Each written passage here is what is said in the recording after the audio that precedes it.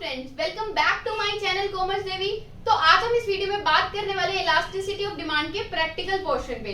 तो theoretical part जो है वो हम कवर कर चुके हैं। जिसने भी अब तक वीडियो कवर नहीं की है पिछली, वो जाकर डिस्क्रिप्शन में सारे लिंक गिवन है सारी पिछली वीडियोस के, आप जाकर देख सकते हैं। और जिसने अब तक कॉमर्स देवी को सब्सक्राइब नहीं किया है वो बिल्कुल कर ही जाना।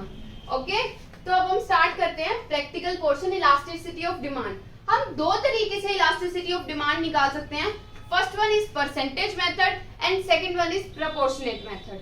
तो परसेंटेज मेथड से कैसे निकलता है कि percentage change in quantity demand divided by percentage change in price करेंगे तो हमारा क्या आ जाएगा, इलास्टिसिटी ऑफ डिमांड आ जाएगा। किसके थ्रू? परसेंटेज मेथड के थ्रू, कि percentage change in quantity demand divided by percentage change in price. अब आप कहेंगे मैम ये percentage change in quantity demand कैसे निकालते हैं? बिल्कुल मैं आपको बताऊंगी। देखो, percentage change in quantity demand कैसे निकालते हैं, delta Q divided by Q multiply 100। और वही सेम तरीके से परसेंटेज चेंज इन प्राइस निकल के आ जाएगा कि delta P divided by P multiply 100। अब आप फिर कंफ्यूज होंगे कि अब ये डेल्टा क्यू क्या है, वो भी मैं आपको बताऊंगी कैसे निकालते हैं। देखो, सबसे पहले हम सीखते हैं कि प्रोपोर्शनेट मेथड का फॉर्मूला क्या है। परसेंटेज मेथड का समझ आ गया, percentage change in quantity demand divided by percentage change in price. अब प्रोपोर्शनेट मेथड का है delta Q divided by Q multiply P divided by delta P. तो अब हम देखते हैं डेल्टा क्यू कैसे निकलता है। डेल्टा क्यू का मतलब होता है Q1 माइनस क्यू। अब Q1 क्या है? Q1 का मतलब होता है नई वैल्यू। न्यू वैल्यू मतलब चेंज होने के बाद उसकी वैल्यू कितनी हो गई, दैट इज 1। वो होती है 1 की वैल्यू, मतलब Q1 का मतलब है नई वैल्यू। P1 का मतलब भी नई वैल्यू है। वैसे ही डेल्टा P कैसे निकल जाएगा, P1 माइनस P। तो जो पुरानी वैल्यू और नई वैल्यू के बीच का जो डिफरेंस होता है that is delta Q and delta P। Understood? अब देखो, अब मैंने एक एग्जांपल दिया है, फॉर्मूले आपको समझ आ गए। मैंने आपको समझा दिया कि परसेंटेज ये इसका फॉर्मूला है परसेंटेज मेथड से। अब ये अलग अलग कैसे निकलेंगे, फिर अब ये डेल्टा कैसे निकलेगा, और फिर डेल्टा निकलने के बाद अभी Q1 क्या है, ये सब आपको समझ आ गया। अब एक ये एग्जांपल के थ्रू समझते हैं कि price of a commodity falls from 12 to 10। ठीक है, demand rises from 5 to 6 unit. क्या बोल रहा है ये कि जो प्राइस थे ना कमोडिटी के, वो 12 से 10 हो गए। ठीक है, तो अब मेरे को यूं बताओ, मैंने आपको क्या बताया था, चेंज होने के बाद जो वैल्यू होती है दैट इज, तो मतलब ये क्या हो जाएगी, ये P1 हो जाएगी, और ये क्या हो जाएगी 12, ये P हो जाएगी, और जो इनके बीच का जो डिफरेंस होगा वो डेल्टा हो जाएगा।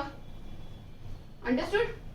अब सेम बात इसमें हो जाएगी कि ये Q हो जाएगा, ये Q1 हो जाएगा, और जो इसके बीच का डिफरेंस होगा वो डेल्टा Q हो जाएगा। समझ आ गई? देखो, अब प्रोपोर्शनेट मेथड है, हम इसमें पुट ऑन करते हैं। देखो, ये 12 है, हमें सबसे पहले डेल्टा Q चाहिए। अब इसके बीच में डेल्टा Q क्या आया, देखो इसमें पुट करो कि Q1 क्या है, Q1 क्या है 6 और Q क्या है 5।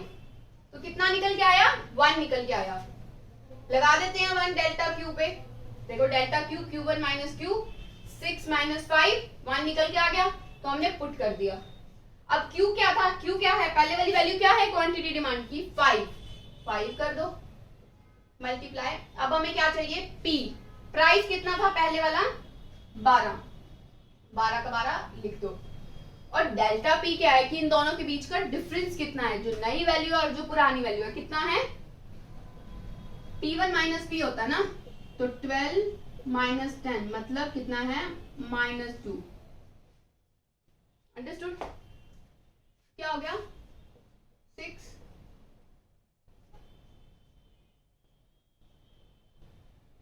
कितना आया, 1.2 आ गया, 1.2। हमारी ईडी इसके अकॉर्डिंग कितनी निकल के आई, प्रोपोर्शनेट मेथड के अकॉर्डिंग कितनी निकल के आई, 1.2। आई होप आपको समझ आया प्रोपोर्शनेट मेथड से कि क्या फॉर्मूला था, delta Q divided by Q multiply P divided by delta P। तो डेल्टा Q की वैल्यू Q1 माइनस Q करके निकाली थी। नई वैल्यू कितनी थी, नई वैल्यू कितनी थी, Q की 6 और पुरानी कितनी थी 5। दोनों को माइनस किया, 1 निकल के आ गई डेल्टा Q। पुरानी कितनी थी 5, पुरानी P की वैल्यू थी 12, और डेल्टा जो बीच के डिफरेंस की वैल्यू थी डेल्टा P की दैट इज दैट इज -2 ना, 12 माइनस 10, 10 माइनस 12 कितनी थी, -2। देखो उल्टा लिखा है ना, ये हमारा P1 है, ये हमारा P है, तो 10 माइनस 12 हो जाएगी, कितना आया, -2। समझ आया, कितना आया, 6/5 आ गया, तो 1.2 आंसर आ गया। तो ED क्या निकल के आया,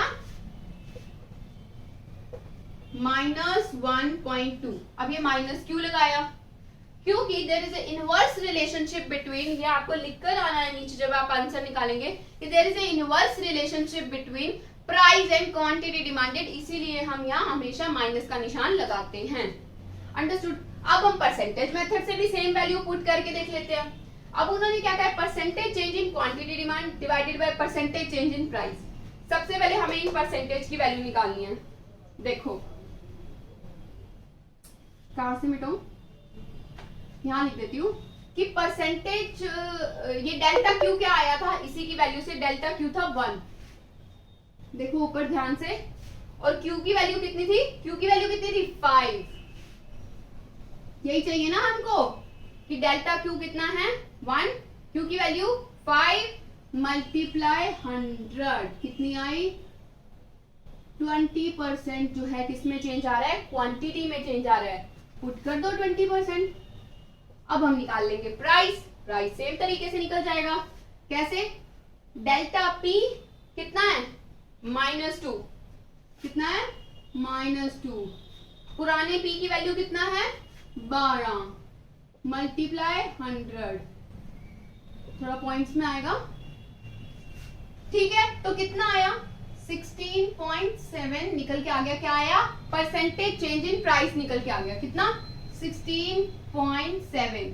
तो जब हम इसको सॉल्व करेंगे, आप सॉल्व करके देख लेना कि इसका आंसर यही आएगा, 1.20 समथिंग पॉइंट आएगा, बट ऑलमोस्ट 1.2 ही आंसर आएगा जो हमारा उसका आया है।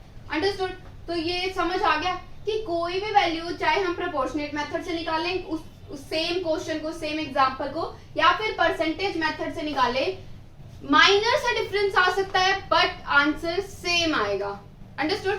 तो ये था आज का, ये थे फॉर्मूले, और हमने एग्जांपल के साथ भी कर लिया। आई होप आपको समझ आया होगा। तो समझ आया है तो मैं एक बार दोबारा कह रही हूँ, मेरे चैनल को सब्सक्राइब जरूर करके जाना है।